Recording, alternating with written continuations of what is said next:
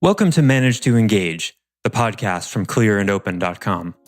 Dedicated to the evolution of you, because businesses grow when people do. Serving leaders, managers, and people who will be, helping you reach excellence in your work and achieve your personal goals at the same time. Sign up for the free course at clearandopen.com. When you catch yourself being edgy, whether it's someone who just cut you off randomly in traffic or someone who's actually part of your life, feel what that's like in yourself. The Buddha said, when you throw a hot coal at someone, it is you yourself who first gets burned. Hi, it's Joseph, and thanks for tuning in to Manage to Engage, the podcast from clearandopen.com. As we wrap up this 4-part series, we also reach the end of my online course, Accountability, Metrics, Money, and Shame, which is free for Clear and Open members. But unlike most classes you've probably taken, this isn't where your work on accountability, metrics, money, or shame ends. At least, I hope it isn't. The choice is up to you. Today, I have an assignment that will help you take this course forward into your life. And it's the most important assignment from the entire course, and I want to share it with you. I offer weekly member webcasts, online courses, and mentorship at clearandopen.com because it's my truth that with the right tools, anyone can eliminate the people, money, and time problems holding them back in business. And I share parts of these webcasts and courses on this show because I want to help you too. If you're enjoying the show and learning from it, I'd love your feedback. If you're listening to the show on an Apple device, all you have to do is open up the podcast app, view the full description of this episode, and click the link to leave a rating and review for the show. Thanks very much for listening. Let's start the show.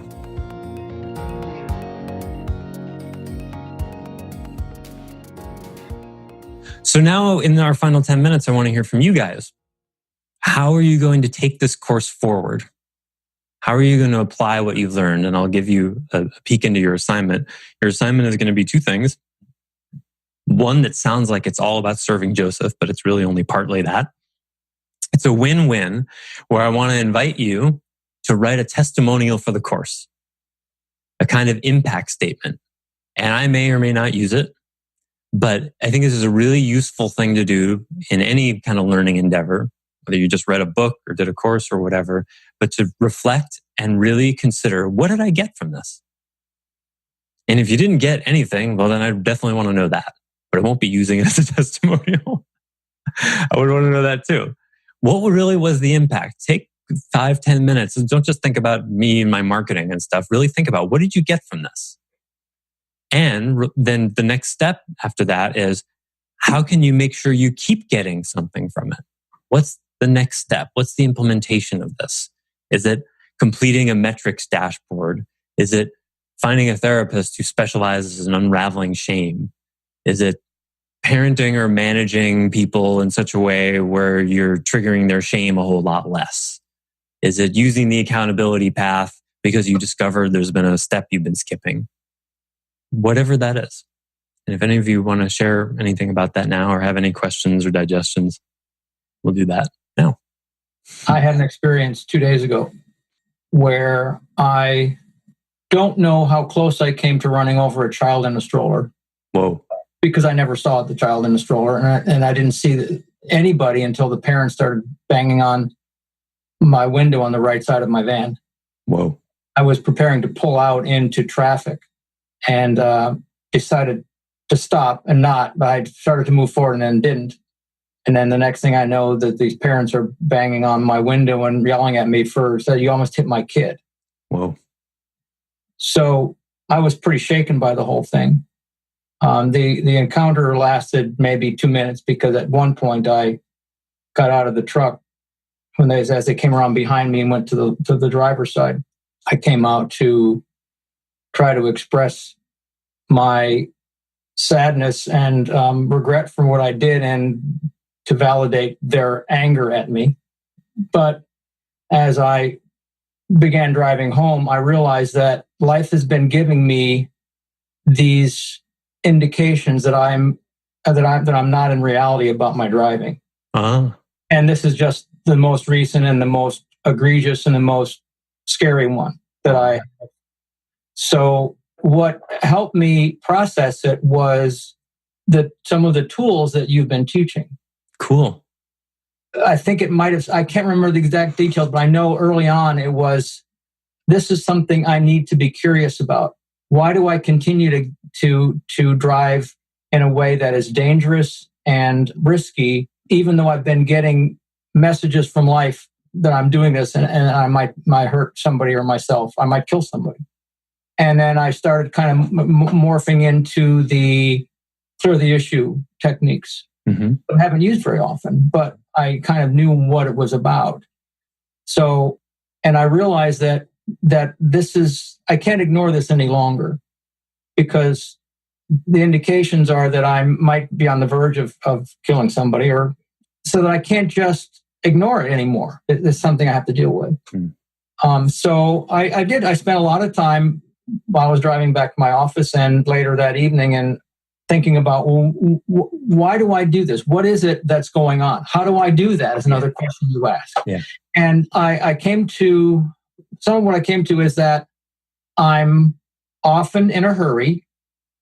Why am I often in a hurry? I'm in a hurry because I like to squeeze as much productivity as I can out of my time. Mm-hmm. Other times, of course, I wantonly waste my time, but there are times when I want to squeeze productivity out. Usually those two go together.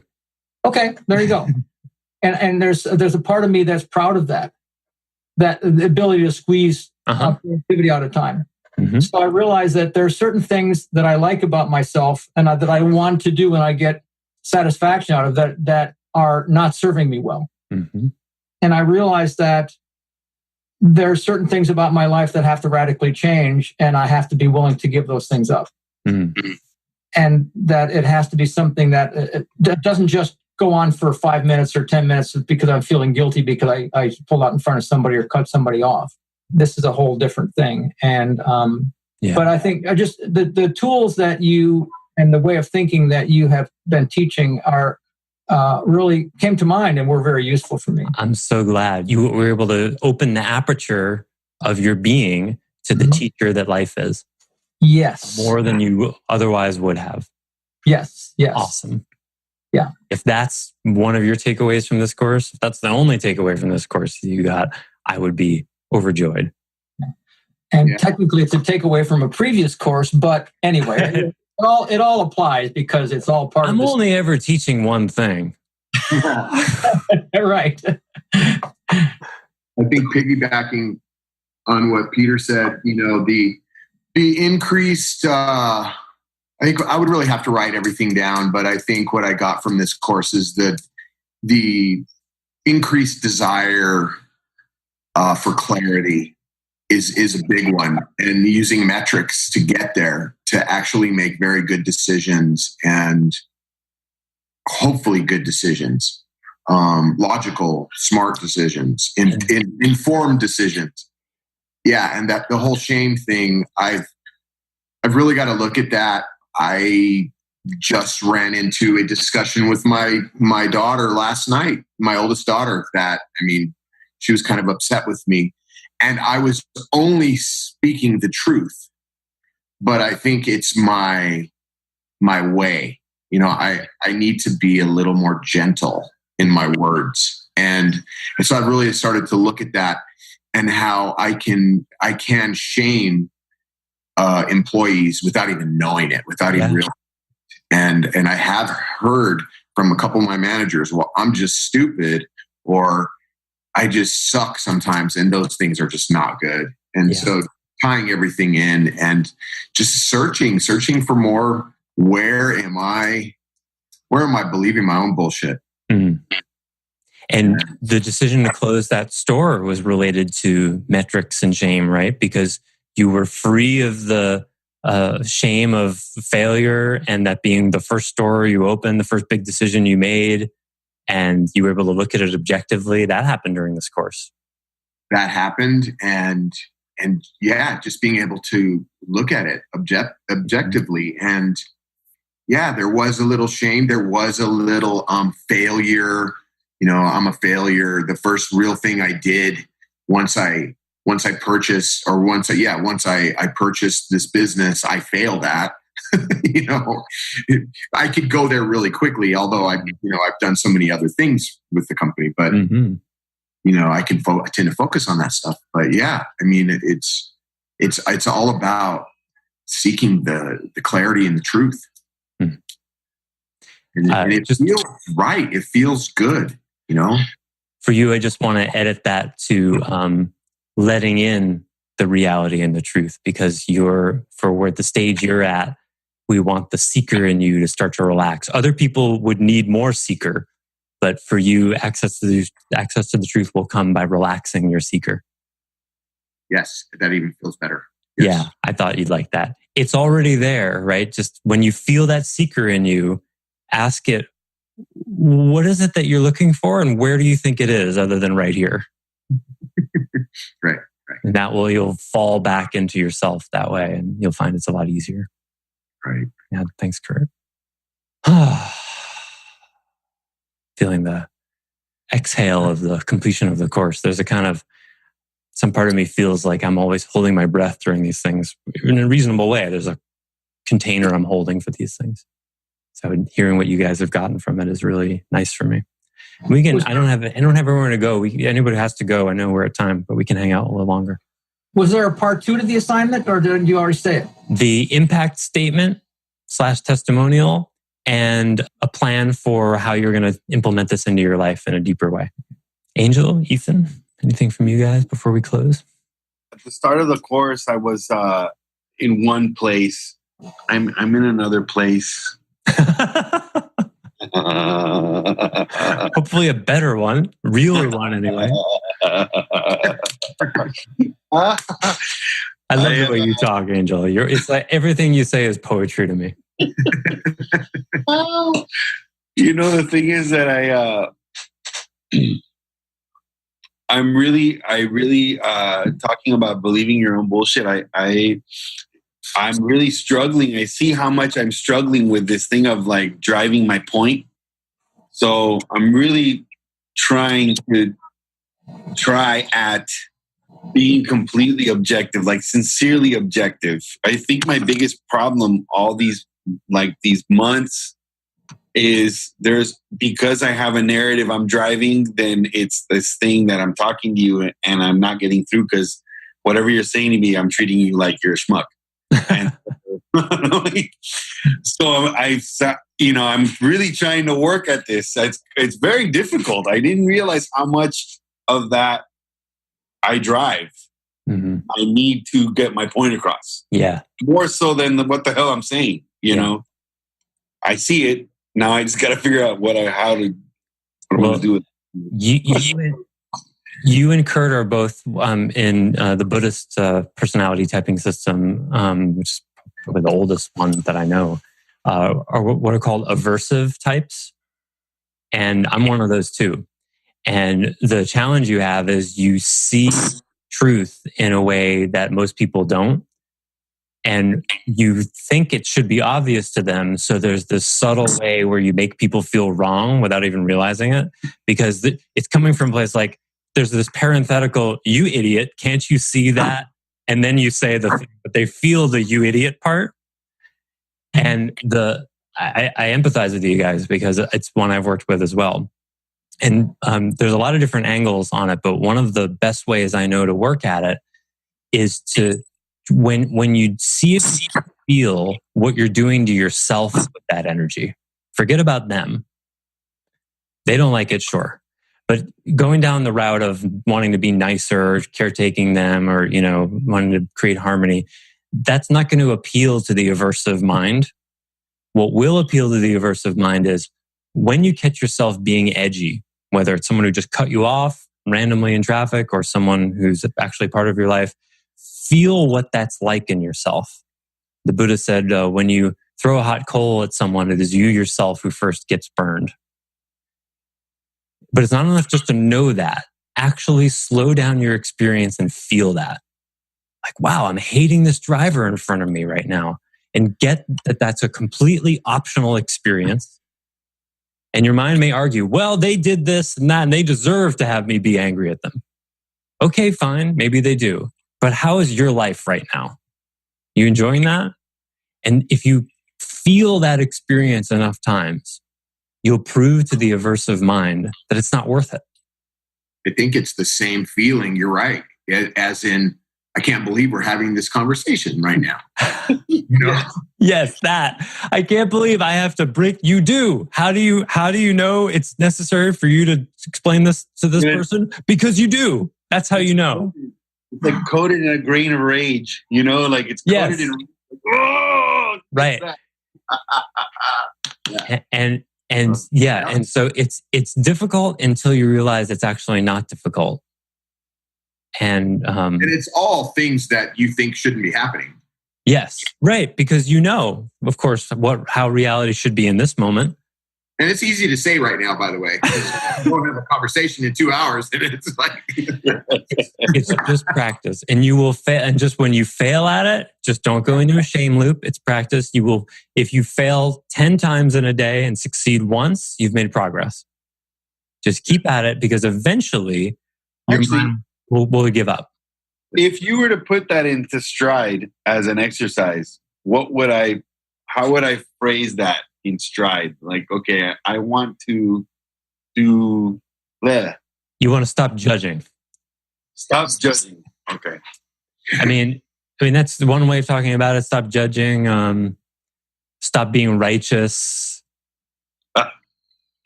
However it shows up for you. Arrogance. Stop making people feel wrong. Shaming people. There's lots of different pieces of it. Meet people where they are. It's better to think of it in terms of what the positive is rather than the negative, because you can't do a don't.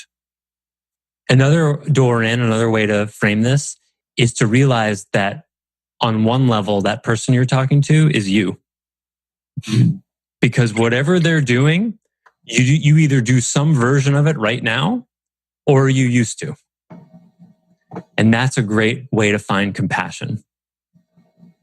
Even in the most general sense, okay, they think they're good at something and they're not. Has that ever been true for you? Probably is right now, right? So take a moment and realize they're just like you.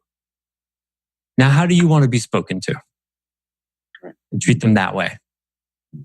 That's the golden rule, right? But I can just tell you, for me, the biggest leg up I had on this was realizing what I was doing to myself, really feeling it, and without needing to change it. That's the key thing. It's like, okay, I'm angry at this driver. I'm not going to change it. I'm just going to feel, what's it like to be hating this person I don't know at all. Really feel it. Don't just become it. Be there watching it. Okay, what's happening? Well, my jaw is tight. I'm angry. I'm not listening to the music I was listening to anymore. I've completely forgotten I'm in one of the most beautiful places on earth. And I got a knot in my chest. Yeah, exactly. And then just be with that. Don't try to change it. That's important. Don't try to change it. Just be with that. Feel it. It'll change on its own if you really realize, just like, if you put a flame under your hand, you don't have to think like, well, at a certain point, and you're going to pull your hand away when it starts to really hurt. So feel how much you're hurting yourself. It'll move. You make it a kind of meditation. Oh, look at that. Here's that hate again. Here's that judgment. Here's that I know exactly how this traffic pattern should be right now. I am the general manager of the universe. I am God. I know exactly how things should be. Great. How's that working for you, that belief? Isn't it hard work being general manager of the universe? You may be right. Let's say you're right. Are you enjoying the job? Just think of that GM of the universe as being a part of you, and just be like his counselor. And every chance you get, just be like, so how's that job going that nobody gave you, that you decided was yours? Are you enjoying it? Invite him into wonder. It's hilarious, right? Because he knows exactly how people should be, what they should know, how they should do. He knows it all. Oh, there you are, Judgy McJudgerson. Yeah, exactly. Hey, you can be like, hey, I agree. I would have preferred that not to happen too. But here we are. What do we want to do now? Do you want to hate your way through it? Or do you want to wonder your way through it? And if you can catch yourself doing that even just once a day, it'll start to change. All right, you guys. So that concludes Accountability Metrics, Money, and Shame. Stay tuned for what happens next. I currently have no idea, and I'm really fine with that. And In a few more showers, it'll probably come to me. And thanks for being here. I'll talk to you soon. Great. Aloha. Bye. Thanks for listening to Manage to Engage, the Clear and Open podcast. Join us next week when you'll be a little bit closer to who you're destined to be. Until then, know that Clear and Open is dedicated to the evolution of you, because businesses grow when people do. If you want to help the show grow, I'd appreciate you leaving a rating and review on iTunes. All you have to do is open the Apple Podcasts app, view the full description of the episode, and click the link to leave a rating and review. Or you can go to clearandopen.com/review and it will bring you to the right place. If you're looking for more support on your journey, head over to clearandopen.com for even more tools, articles, and free resources. Thanks so much for listening. Bye for now.